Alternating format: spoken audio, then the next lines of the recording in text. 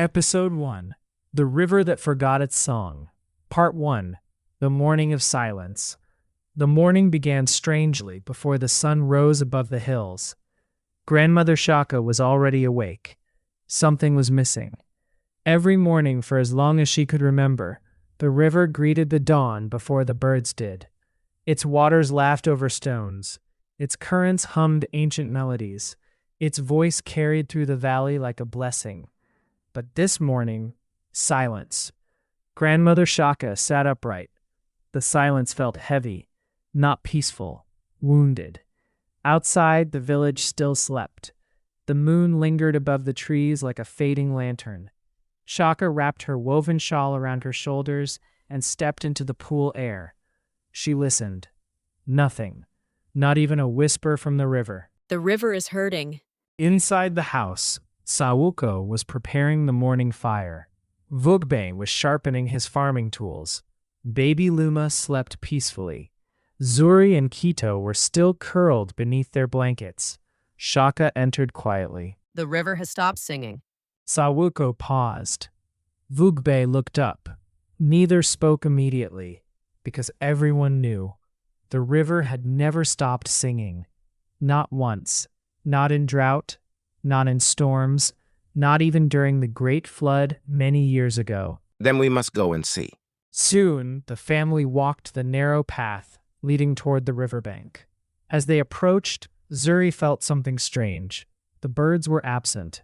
Normally, dozens of bright birds filled the trees each morning. Today, the branches were empty.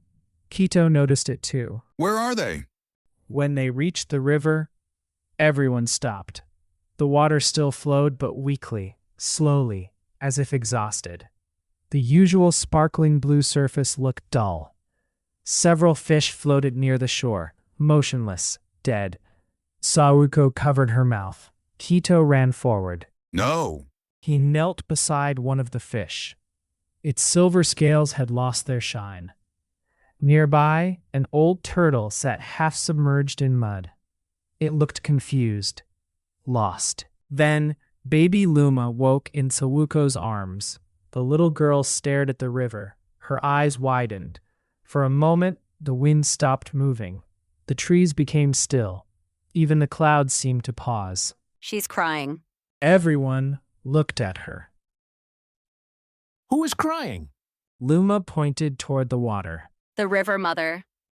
Grandmother Shaka froze, because Luma had spoken words that nobody had taught her.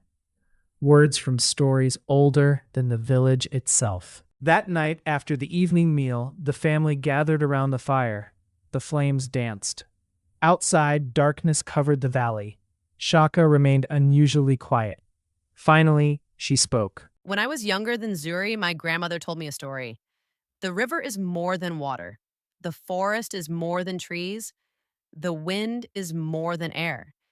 Each carries a spirit placed there by the Creator. When people honor creation, those spirits grow strong. When people abuse creation, they grow weak. Kito swallowed nervously. Do you think the river mother is dying? The fire crackled.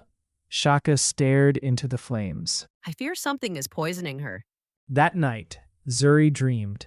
She stood beside the river. The moon shone silver across the water, but the river was black, dark, and sick. From the center of the river emerged a woman made entirely of flowing water. Her eyes glowed blue like moonlight, yet sadness filled them. Around her wrists were chains made from bottles, plastic bags, broken containers, and discarded waste. The chains dragged her beneath the surface. The water woman stretched out her hand. Find where the wound begins. Then she vanished. Zuri awoke suddenly. The dawn had not yet arrived. The dream felt real, too real. She rushed outside. To her surprise, Kito was already awake. I had a dream too. What did you see? Kito pointed toward the hills beyond the village. The river showed me a place upstream, a place I've never seen before. The first light of morning touched the horizon. Far away, a crow cried. Grandmother Shaka appeared behind them, as though she had been expecting this moment. She nodded slowly, The river has spoken.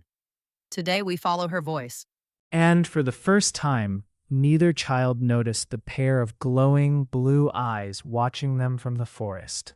Eyes that vanished the moment they looked back. To be continued.